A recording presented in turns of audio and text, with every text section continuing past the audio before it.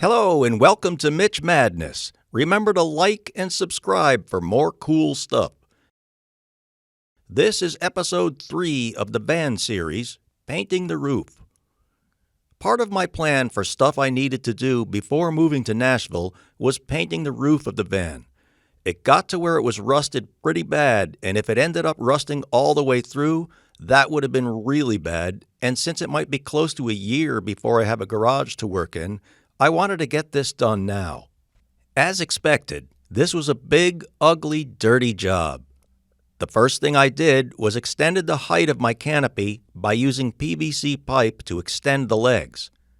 This device wasn't big enough to cover the whole van, so I had to work on 2/3 of it at a time while it rained on the other third and rusted the metal again. This whole thing was just a series of different metal finishing techniques. Electric orbital sander with lots of discs, wire wheels on the drill, air die grinder with abrasive discs, stuff like that. After I had all of the surfaces stripped down real nice, I had to deal with derusting inside all of the pitted areas, which there were lots of. To handle this, I had to use chemicals.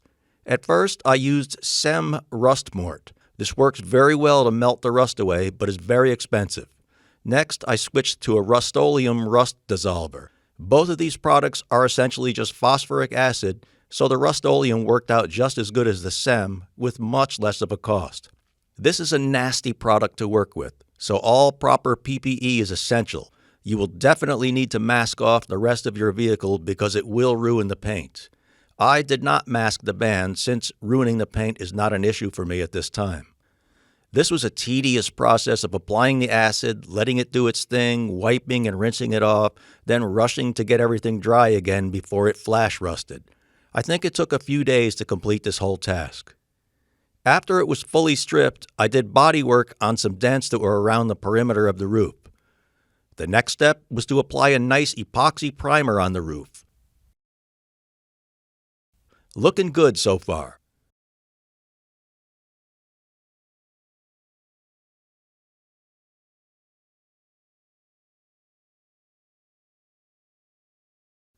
For the top coat, I used a single-stage enamel after masking off the rest of the van and the side of the house. You can see some uneven areas on the driver's side of the roof, but other than that, I was happy with the result.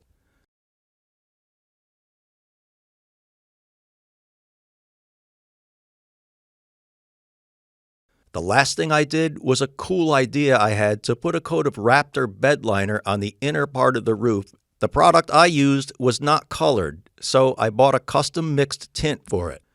Again, I came up a little light, but I squeezed out every drop of it that I could and didn't want to delay the project by ordering another expensive quart. The finishing touches were blasting and painting the roof rack and installing a new roof vent. I'm very happy with how this whole thing turned out, and best of all, this is a permanent upgrade. I won't have to worry about any body or paint work on the roof when the time comes to paint the whole van. So I'm done sanding now. It's a lot of ugly work. I did the best I could. I'm pretty happy with the results. You can see where previously I had to grind that cool seal off. So those are going to be tough to fill. And then these are the heavy pitted areas here. That's why I wanted to get this done soon before that rotted all the way through. And that's because this area is usually low. And the reason for the level is because I have the van jacked up so that it'll be level for when I apply the rust mort product so that it doesn't just all run down one side or the other. Alright, this is several days after applying the rust mort. There's been a threat of rain pretty much every day for about the last 6 days. So I just left the cover on it the whole time. Last night it poured and poured. Must have got an inch of rain last night, but none of it went through the tarp. So that was a good $15 investment. So I'm about to sand it, and I just did a little test section over here. So it should look pretty good after it's sanded. This is after power washing it. And you can see I got some flash rust that I'll have to deal with. But it all in all looks pretty good. As I said, it was going to rust anyways by rinsing it.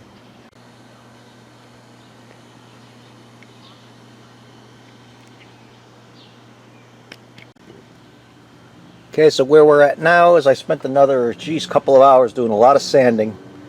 Prior to that, I decided to power wash the whole thing instead of rinsing it and scrubbing it, because that was a pain in the ass. Can't show you the whole thing because it's raining on and off, as it always does here. So my next step is I'm going to, with a shop towel, I'm going to just wipe lightly some more rust product on there just to get whatever flash rust remains, and I'm going to wipe that right off.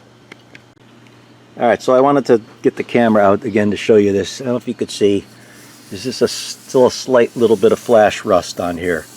So I'm using this other product now, the Rust-Oleum product. See this? Just using a blue shop towel, rubbing it in pretty good, and man, it just melts that flash rust right off of there. And then wipe it down with another cloth. Actually, this one's too wet. Wipe it down with a dry shop cloth, and I'm going to do the whole roof like this, and then I think I'm going to be good.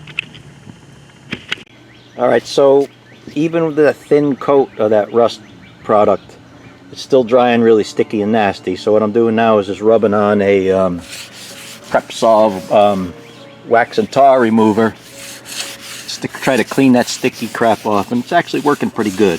The thing's coming up dirty, and it doesn't seem like it's sticky anymore. Of course, now I've got to sand it all again, but I don't think that's going to take long.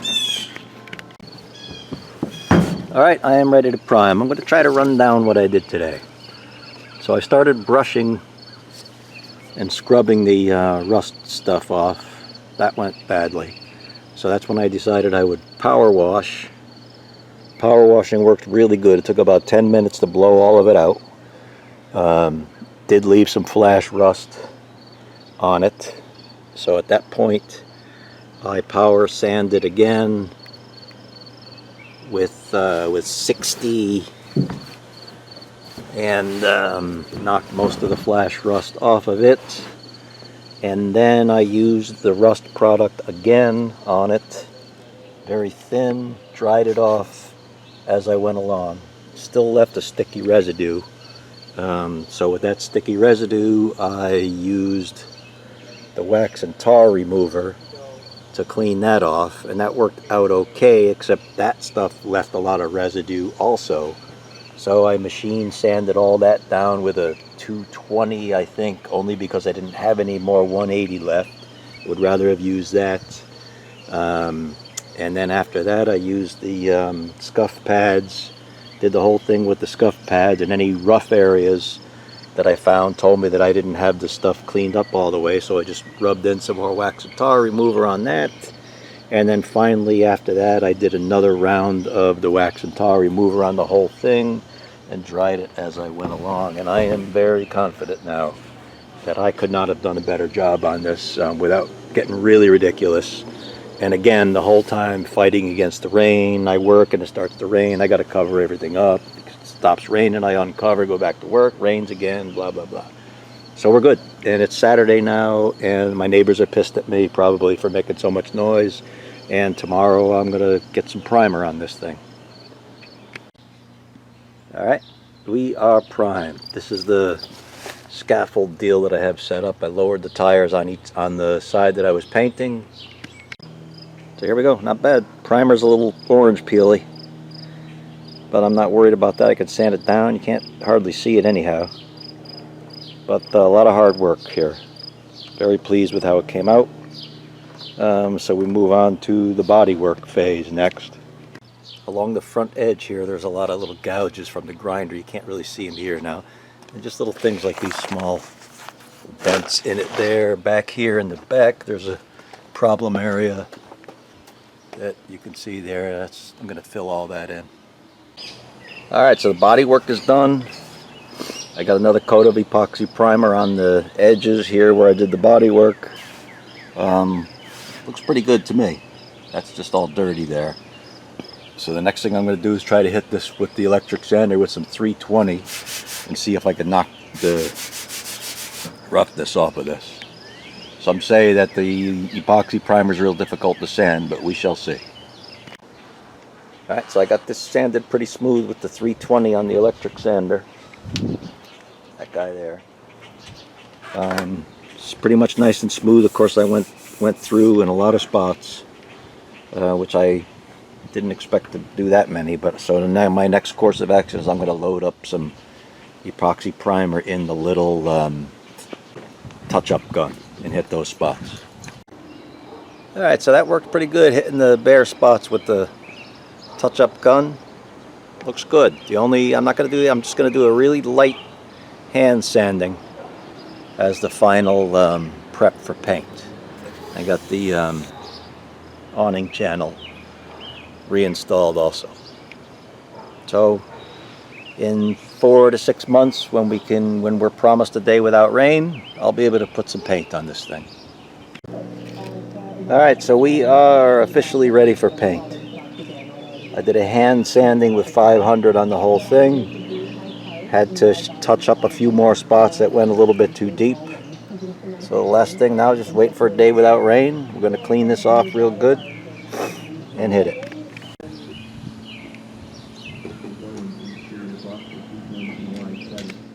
As always, thanks for watching, and remember to like and subscribe for more cool stuff.